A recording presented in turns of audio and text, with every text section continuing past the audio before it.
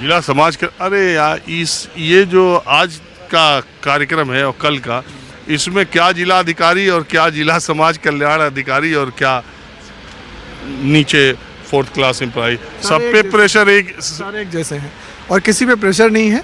ये हमारी जिम्मेदारी है। हम बहुत ही महत्वपूर्ण तरीके से अपनी जिम्मेदारियों का निर्वहन करते हैं।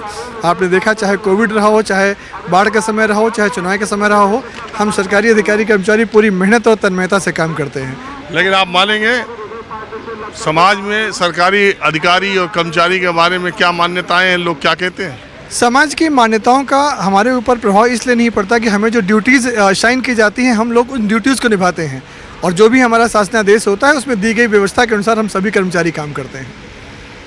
और देखिए ये लाखों लाख सरकारी कर्मचारी देश में, चाहे बैंक में है, चाहे PSUs में है, डॉक्टर्स को छोड़ के करीब करीब सबकी ड्यूटी लगी जाती है।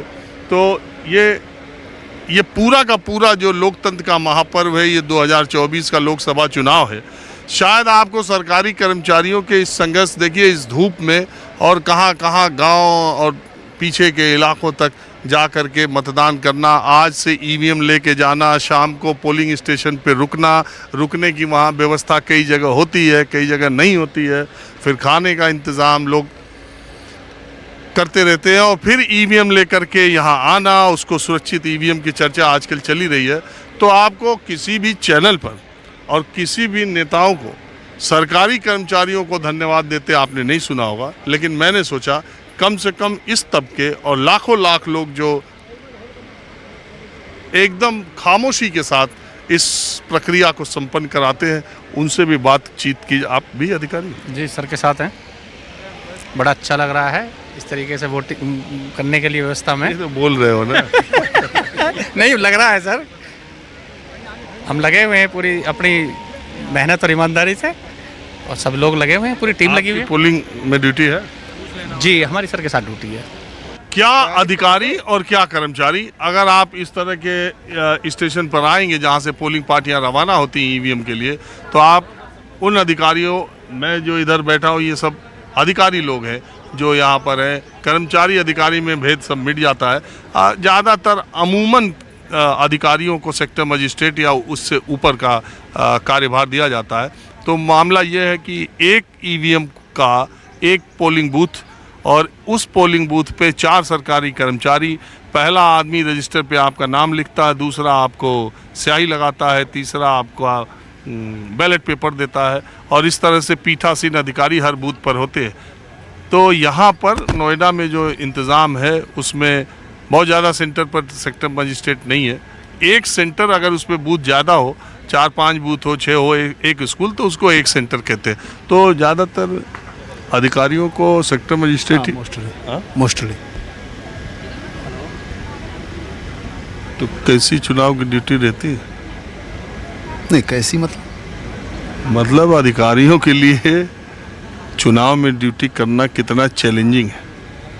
नहीं चैलेंजिंग क्या है, सबको तो निर्वाचन आयोग की जो भी गाइडलाइंस देते हैं ये लोग, हमारा 20 बार ट्रेनिंग हुआ हम लोगों का, जो भी गाइडलाइंस दी गई उसी गाइडलाइंस के हिसाब से चुनाव कराना रहता है। ऐसी कोई चुनौती नहीं। आपका कहाँ है? मेरा यही नगर में, सदर, मतलब नोएडा सदर में। नोएडा तो ठीक है, शहरी इलाका ज़्यादा है, लेकिन जहाँ गांव देहात और 120 सेक्टर मजिस्ट्रेट लगे हुए हैं, बहुत लोगों को जेब और दादरी लगे होंगे। तो आप लोगों की जिम्मेदारी सबको ठेल के बस में पहुंचाने की टाइमली? नहीं, सब लोग आराम से, ऐसे हालांकि सब चुनाव कराते गए तो सब पीठासीन, सब लोग एक्सपर्ट बेसिकली हो गए हैं, तो सब लोग अपने हिसाब से चले जाते हैं बस। हाँ जी बोलो। रंजन साहब बढ़िया, इस चुनाव में ड्यूटी लगी हुई है, ड्यूटी कर रहे हैं, निभा रहे हैं अपना कार्य। क्या काम है आपका? हमारा मशीनें डिस्ट्रीब्यूट करना है। हो गया? अपना काम धीरे धीरे शांतिपूर्वक हो गया है, बढ़िया। नहीं पहुंच पाए, वो धीरे धीरे आ रहे हैं लोग, बाकी लगभग 90% कर दिए हैं। काम पूरा हो गया 90% और शांतिपूर्वक संपन्न हो गया कार्य। सेक्टर 82 के फूल मंडी में, सेक्टर 82 देखिए एक दूसरे से सब खाना पीना पूछ रहे हैं, खा लिया, पानी पी लिया। सेक्टर 82 के सब्जी मंडी फूल मंडी में ये पूरा इंतज़ाम मतदान कर्मियों का है। हर तरफ आपको इधर उधर कहाँ जहाँ भी छाया मिल रही है, जहाँ भी थोड़ी गर्मी कम दिखाई दे रही है, उधर लोग बैठे हुए हैं। यहाँ भी तो कुछ सब जा चुके हैं ज़्यादातर लोग। अभी तो सब जा चुके हैं अपनी ड्यूटीज़ लेकर के। हम लोग कुछ रिजर्व में बचे हुए हैं। अभी हमारी कहीं लग गई तो हम भी जाएंगे। आप रिजर्व में हैं? रिजर्व में है।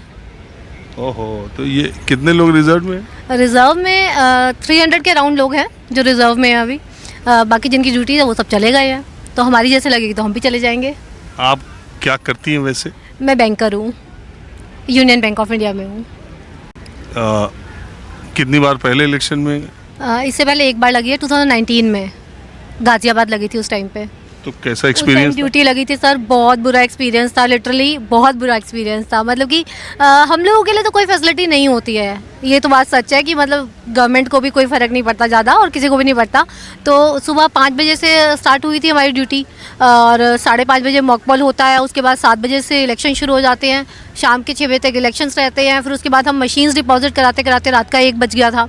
तो बट हु केयर्स, हमें तो करना ही है। तो इस बार तो लकी हैं आप रिजर्व में? इस बार हाँ, फॉर द टाइम बिंग तो लकी हूँ। आई डोंट नो कि कितने टाइम बाद वो लग जाए ड्यूटी, वो नहीं पता। तो अभी तो वेट कर रहे हैं, अभी तो फिंगर्स क्रॉस है। तो एक बात बताइए, आप अंदर अंदर ऊपर वाले से मना रही हैं कि न लगे? बिल्कुल बिल्कुल सर, बिल्कुल। मैं तो अच्छे से मना रही हूँ कि भगवान बस इस बार मत लगवाना। एक बार लगवा ली है, इस बार मत लगवाना प्लीज़। फीमेल्स के लिए ज़्यादा दिक्कत होती है? फीमेल्स मेल्स और सभी के लिए। मेल्स भी हैं, वो भी तो मॉर्निंग सुबह 5 बजे से लेके और रात के 1 बजे तक करेंगे ना, तो उनको भी उतनी ही प्रॉब्लम्स होती हैं। फीमेल्स के लिए हमें ये है कि हाँ, अपने बच्चों को भी घर पे छोड़ के आए हैं तो वो सब प्रॉब्लम्स भी होती हैं एक। लेकिन हाँ, मेल्स के लिए भी उतना ही प्रॉब्लमेटिक है ये। थोड़ा सिस्टमेटिक तो होना चाहिए, चीज़ें थोड़ी बहुत सिस्टमेटिक तो अरे यहाँ तो बहुत सिस्टमेटिक है। अभी आप कहाँ देखे, हमने तो देखा बंगाल में और जो गांव देहात और शेड्यूल ट्राइब्स के इलाकों में और जंगलों में जो लोग जाते हैं उनका देखिए, एक एक जंगल में और अंदर में पोलिंग बूथ बना रहता है। बहुत ही बुरा। यहाँ तो नोएडा एकदम जैसे नोएडा वैसा है यहाँ का पोलिंग।